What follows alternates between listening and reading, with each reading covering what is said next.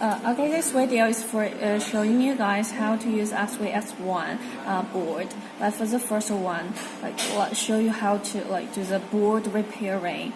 If your board is in the state of power off, just long press the power button for 8 seconds, and you can see the red line and the green line to alternate between.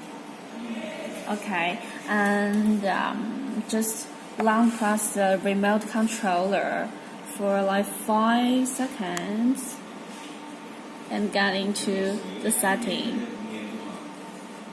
Okay, choose the first one, repairing.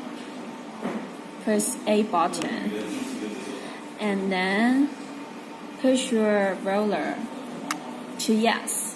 Press A button. Okay. Down. And if your board is in the state of standby, just